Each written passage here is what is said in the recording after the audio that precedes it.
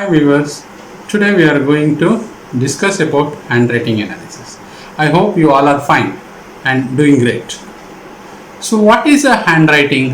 Handwriting is a representation of a human being or a person, his personality, or a representation, even rather we call it as, because it is one of a feature which has been developed since our development, because a person, one who has a particular trait, can be revealed through his handwriting.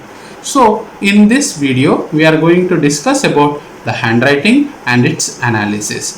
First we will see what is an handwriting.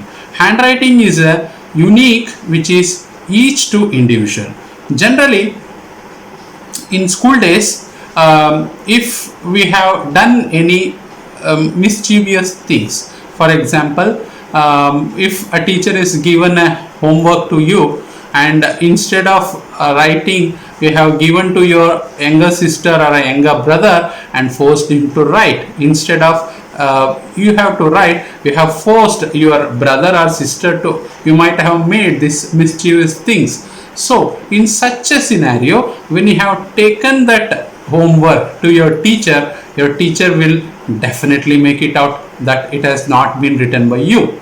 It is because a simple nature that teacher identifies all the individual handwritings of that class. Yes, of course, if you are interchanged the class notes of one student and you have named yours, you can be easily caught by the teacher because she knows each and everyone's handwriting.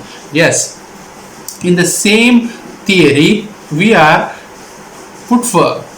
set forthing this handwriting analysis, that is each and everyone's handwriting is individual and it differs from person to person. So generally handwriting keeps on changes as a person grows through his experience, through his exposure, through his environment, through his whatever the things which he observes or whatever the things he sees, he learns from it. If we have seen some good handwritings, we can learn that handwriting, we can intend to change, but whatever the changes may be, the basic feature of that handwriting will not change. That is what we are going to think or work upon that theory in this handwriting analysis. Handwriting is just as unique as your fingerprint. Important difference between fingerprint and handwriting is that fingerprint have a genetic basis, do not change after birth, but handwriting is a learned process and tend to change over time, but basic of your handwriting will not change. That is, the style may change, you may change the pattern, you may change the designs, you may give the embellishments, but the basic alignment, basic arrangement of your handwriting will not change. That we will look into, or we have classified into two categories, that is one, class characters of handwriting, and the second one, individual character of a handwriting. What are all the class characteristics and what are all the individual characteristics we will discuss. Commonly handwriting systems, the worldwide, the following are the handwriting systems which are being followed, that is either the Palmer system or Zanner-Bloser system or Spencerian system. These are all the systems which are being used for handwriting, that is these are all the styles which are being developed in Western countries. So based upon these styles, the individual's handwriting has been impacted. So what is a class character? Class characteristics are similarities between individuals who learned the same type of writing systems, serve to narrow down the search when comparing question document to standard writing system. For example, in your school days, you might have been made to write 4 lines in English, in 3 lines in your regional language or in Hindi language. You might have written these copywriting books in your school days. Yes, of course, you might have taught about the curls, the embellished writing materials and writing patterns in your school days. Those are all the systems. If a person, the children who have learned from a particular distinctive schools or with a particular pattern of handwriting, their basic handwriting base will be same, but there may be changes. There is a changes in their handwriting because of that individuality. But as I said, the above said systems like Palmer system or Spencerian system will help you to narrow down the search when you are identifying or searching for a class character. These systems will help you to narrow down the searching, so which will be useful and which will make the work easier. So if we are encountered a Palmer handwriting sample, instead of searching all the samples, it is very easy for us to search only the Palmer system handwriting followed by the people, which is easy for us. We can narrow down the search.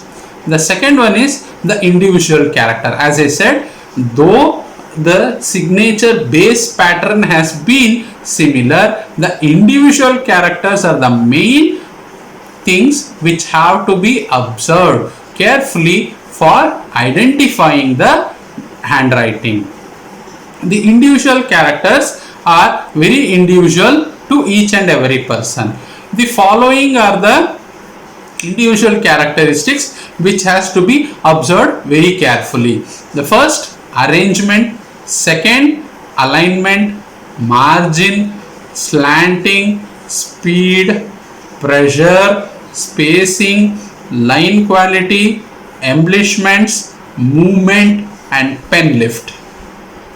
So the above stated 12 individual characteristics plays a major role in identifying or individualizing a handwriting.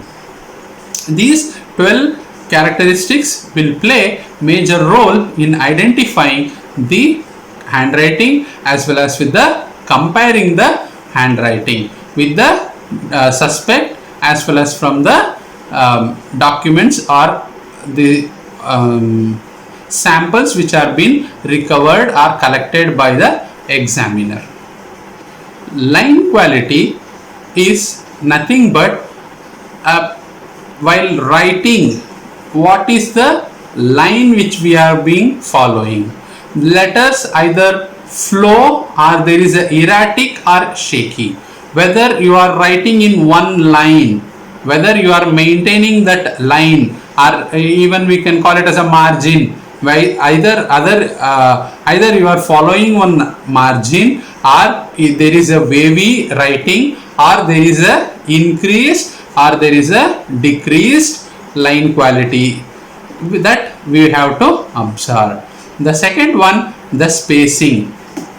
When we observe the handwriting, we will observe what is the standard space given by that author in a particular stanza or particular writing. For every person, there is definitely a spacing pattern. That spacing pattern we have to observe. Either it is a very crowded, whether it is a more spacious one or whether it is a very clumsy one. This is a spacing pattern. And the next one is the arrangement. How well the letters have been arranged, how well the words have been arranged. Is there any consistency in height and width of a letter? Whether while writing a person is following a particular consistency of letter width and height in particular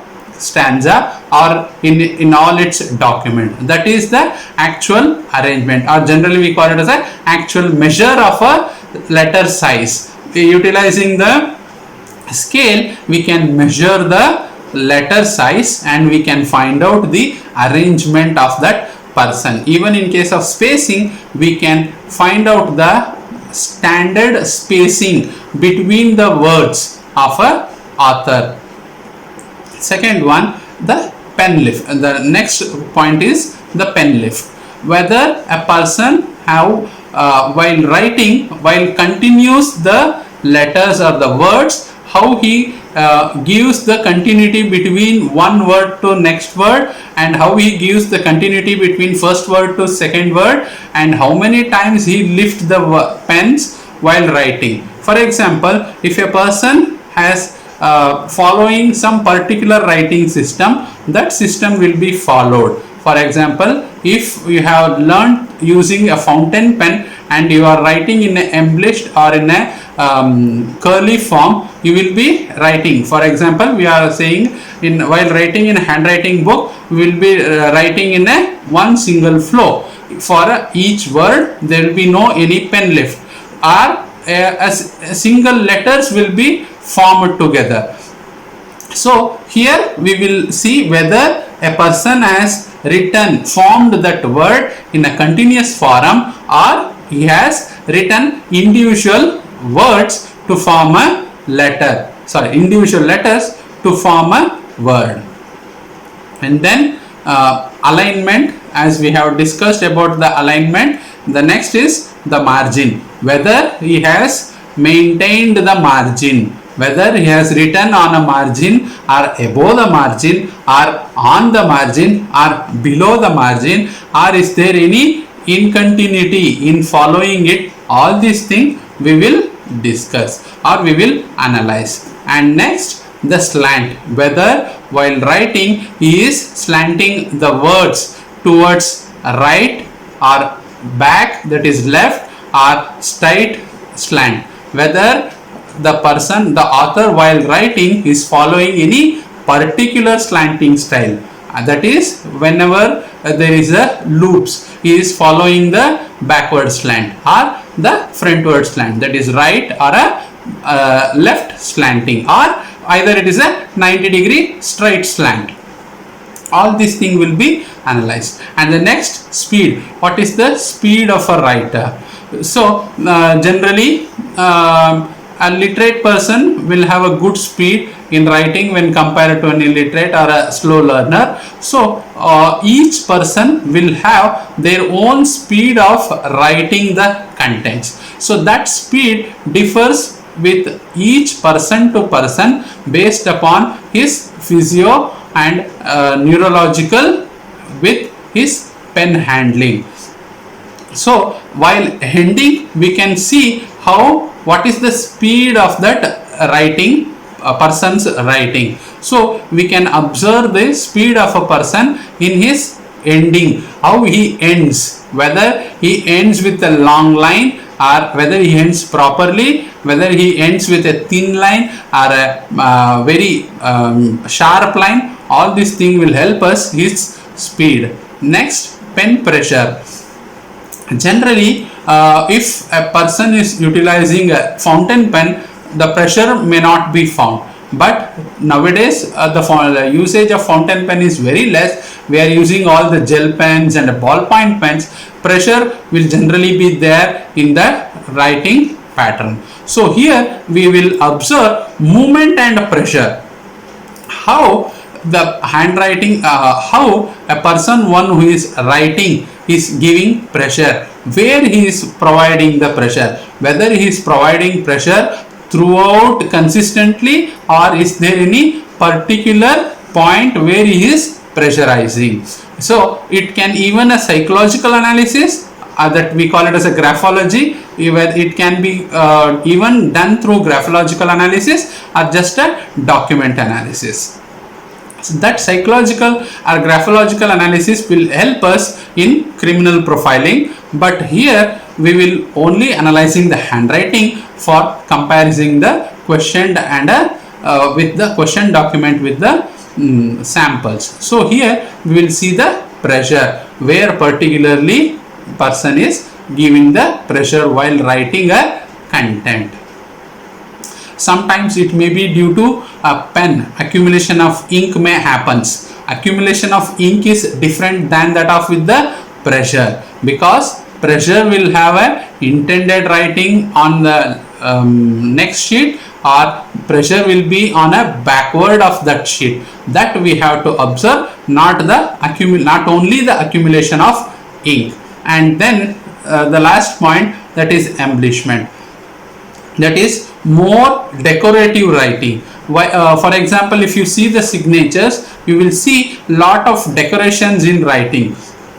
There will be curls, there will be images, because signature is like a representation of us. It is a symbolizing, it's our symbolization, it is a symbol of a or it's our representation. So what we do, we will try to give a maximum input in that signature, so that embellishment can be seen in that particular letter. For example, whatever the first letter of your name, or the last letter, or the initials, or your surnames, there you will introduce some embellishments. You will follow a particular embellishment type to write that word. That is embellishment.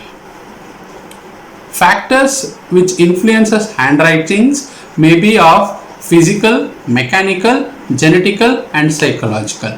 First we will discuss about the genetical one. Genetically, we have very less information about the influence of genetical over handwriting, because so far we have not conducted any wide research on how a gene will influence on his handwriting.